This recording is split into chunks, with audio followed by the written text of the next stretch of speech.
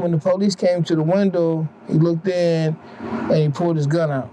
And he put his gun on to the window like this, and all of us freaked out in the car. No justice, no. Prosecute the. No justice, no. Prosecute the.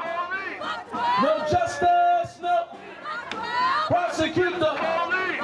No justice, no. Prosecute the. No justice, no. So August 19th, 2009, Justin was pulled over by the St. Paul police. We got a lot of different stories, but at the end of the story, Justin ends up dead in a dumpster. He was found out in Evergrove Heights, Minnesota, which is a suburb. Originally, when they came and told us what happened, they did not tell us that he had an encounter with the police. They said that Justin was in a car accident and that he was missing from the scene of the accident. So we didn't know anything about the fact that he had even got pulled over.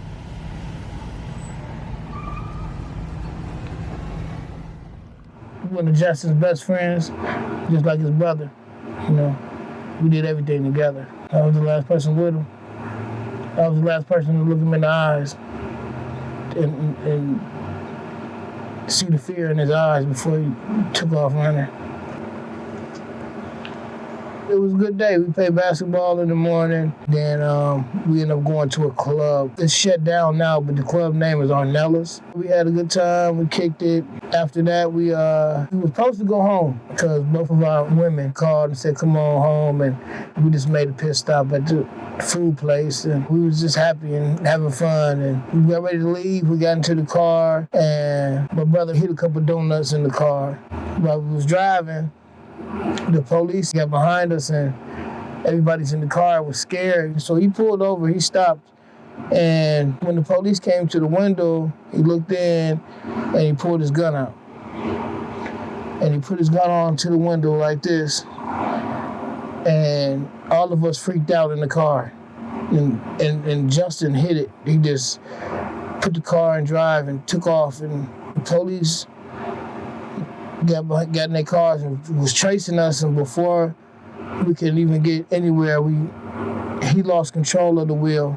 He hit the curb, lost control, and we ended up smacking into the propeller in the midway.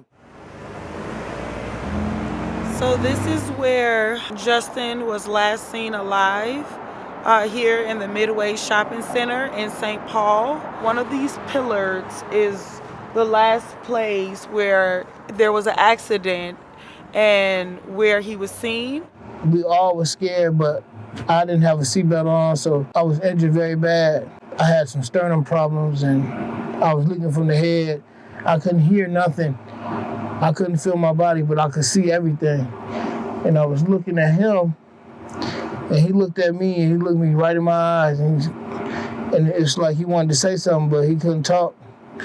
But he was like normal, you know what I'm saying? It was like he wasn't hurt or nothing. And he took off running. I watched him get out the car and take off running. He ran right across me, across the building. But we had that at least 10-second stare off. Like he just looked at me, I looked at him, and it was like the last time I was gonna see him, you know what I'm saying? He gave me that look like this might be the end. And I didn't have no strength in my body. I was hurt. I couldn't grab him and to save him. I would have just took the charge with him. I said, whatever we got, it's not worth your life. You know what I'm saying? If I had the strength to grab him, I would have grabbed him. He'd probably be here today, right now. You know, we had some illegal things on us, and we were scared, so, you know, just like knowing people, he was hiding stuff, and the police just pulled a gun out on the window. They had a vendetta with him, I know they did. They used to pull us over and make us walk. And his family was so supportive, like in 30 minutes we'd be right back getting his car out, no problem. And, you know, they just didn't like that. It's a racial thing. It's a racial thing here in the state of Minnesota. Justin drove a really nice car. His stepfather, who's an all-white man, would drive the exact same vehicle in the exact same area in St. Paul and would never get pulled over. And during that time, they dismantled the St. Paul Police Department gang test unit because they were taking people cars, they were taking people money. I just believe that they don't feel that black men deserve to have nice things. Because he was getting pulled over all the time. He had put rims on his car, just got it painted. 7 days before Justin was murdered, they pulled him over. They checked his car, didn't find anything. They checked him, didn't find anything. They still took him to jail, told him that they were going to take his car and he was going to watch them drive it around, and towed his car. But his mom got an attorney and got the car out, got him out of jail because they had no liable cause. He told me when he came home, he said they were so mad. They looked so mad when they seen me get out. We went and got his car out of the impound lot. And 7 days later, Justin got pulled over and ended up dead in a dumpster. And Justin's story, Justin's life, Justin's body was absolutely thrown away because he ran from the cops. That's bullshit. I don't know anybody, I don't know a singular black male or a man with melanin or a body with melanin here that has never thought about running from the cops. The poetic disgust is that they say they're here to protect us. They say they're here to serve with compassion. That is a damn lie. And when you look at who they're here to serve, white folks, you need to look deep into the mirror and ask yourself, why are they here to protect me? Why are they here to protect my story? Why are they here to protect my children? How come when something happens to me, it makes the headlines? But when something happened to Justin Teigen, it fell into oblivion. And as a black male, you understand what Justin felt like right before he died. You understand what Justin saw right before he died. You don't have to know Justin's story to feel that in your heart as a black male. You've already felt it. We've already felt it. We are living it right now, every single day of our lives. No investigation was done. That's when they would not comply with our family. We were trying to watch the video, and they say all these things and all these stories, how Justin jumped in a dumpster and died on his own. Well, if that was the case, as a grieving family, all we wanted to do was we wanted to see that, because we just wanted the truth. As a normal hurting family, we just wanted answers of what really happened to him. When they kill our loved ones, it spills over to the rest of the family. You know, it doesn't just stop there. But this has been very traumatizing for the entire family. My son struggles right now to this day because of the death of his father. So it's not easy at all. We had a family together. We were engaged to be married. We were looking for a home together. You know what I mean? Justin was the oldest of 5 kids. And so he had little brothers and sisters that would be outside playing in the yard, and the police would just sit out there and just watch for hours. And so his sister, his younger sister, who really, she had a really close bond with Big Justin. And so she would cry all the time about the fact that her brother died. She didn't take his death too well. She ended up taking some pills and she went to sleep and she never woke up. Justin's mother was distraught because, of course, any mother would be distraught. Any human being would be distraught at the fact that their child was found dead in the trash. And then the way that she was treated by the St. Paul police, they treated her very, very bad. Because she was trying to seek answers. She was trying to find out exactly what happened because their story was not adding up and it wasn't making sense.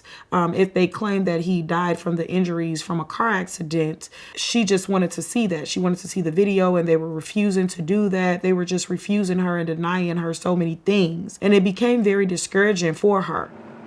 The camera over there and the camera over in that area caught the footage of Justin running along this area, and a few hours later, Justin is found, skull cracked in half, dog bites, wrist broken. That's how he's found out in Allied Waste Management in Emerald Grove Heights, Minnesota.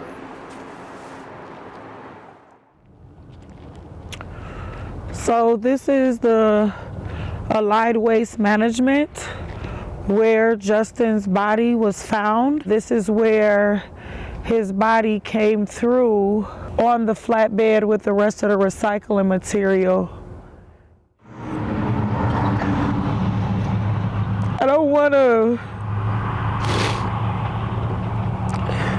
guess. I don't want to speculate. I just want to know.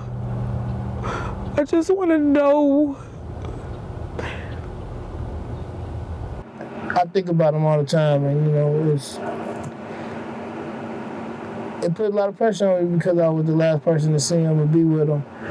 Because everybody want to ask me questions, you know what I'm saying, like the family, and and back then it was really, really hard because I was the last person with him. It was like everybody wanted to know. He was really a good person, man. He was a real good friend, and it's just hard talking about it sometimes too, man, This is unbearable. It's unbearable. It's a pain that I cannot describe to you. I can't describe what they've done to our families. But I feel compelled in my heart to be there and support other people because I'm crying right now. But God has built up my strength to be there for other mothers that are suffering in the way that Justin's mother has had to suffer, in the way that I have had to suffer. And so I just wanted to build a support group that would help them through the same pain that I've gone through. Families supporting families against police violence. We stand together in unity. We support each other. We cry together. We lift each other up. We meet. We talk. We talk about our grievances. There's about 25 families with the organization, the people that are most impacted and firsthand impacted by police violence. We're just out here sharing and supporting each other most of all. I'm just going day to day trying to help other people. And I'm in so much pain. Without you, I wish you could see Justin. I wish you could see our son and see how much he looks like you. He acts like you. And to watch him grow, that's what hurts the most, is that you don't see our son grow. I said Black Lives, they matter, hey? Black Lives, they matter, hey? I said Black Lives, they matter, hey? Black Lives, they matter, hey? Justice life, it matters, hey? Justice life, it matters. I said justice life, it matters, hey? Justice life, it matters. I said justice life, it matters, hey? Justice life, it matters. I said justice life, it matters, hey?